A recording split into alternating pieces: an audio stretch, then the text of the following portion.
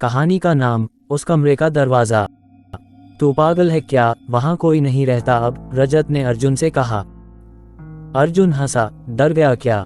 मैं तो बस उस पुराने बंगले को देखना चाहता हूँ। कहते हैं वहाँ कोई आत्मा है। शहर से दूर एक सुनसान पहाड़ी के ऊपर वो बंगला खड़ा था। टूटी खिड़कियाँ, झुकी छत और सामने एक पुराना दरवाज़ा।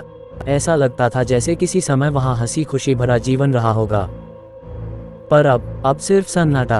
अर्जुन और रजत ने मोबाइल की टॉर्च जलाई और अंदर कदम रखा। पहली मंजिल पर हर जगह धूल थी। फर्श पर पुराने अखबार, टूटे खिलौने और दीवारों पर अजीब सी लकीरें थी, जैसे किसी ने नाखूनों से खरोंचें डाली हों।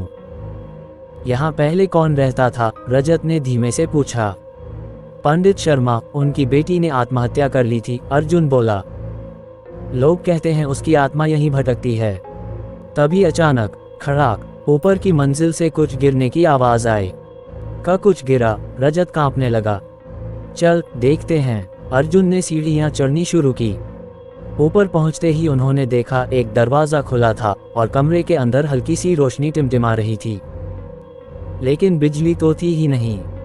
दोनों ने जैसे ही कमरे में कदम रखा, दरवाज़ा अपने आप बंद हो गया, धड़ाम। अर्जुन, रजत ने चीखा।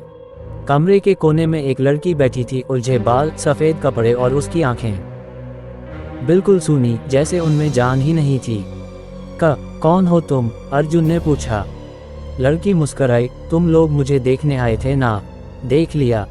और तभी उसके चेहरे पर खून टपकने लगा। उसकी आंखें लाल हो गईं और उसका शरीर हवा में उठने लगा। बचाओ, रजत ने दरवाज़ा खींचा पर वो खुला ही नहीं। अब कोई नहीं बचेगा, लड़की ने कहा और कमरे में अंधेरा छा गया। जब सुबह हुई, पुलिस को बंगले में सिर्फ अर्जुन का मोबाइल मिला। स्क्रीन पर आखिरी रिकॉर्डिंग में वही लड़की दिख रही थी, जो कैमरे की तरफ देखकर कह रही थी, अब अगला कौन?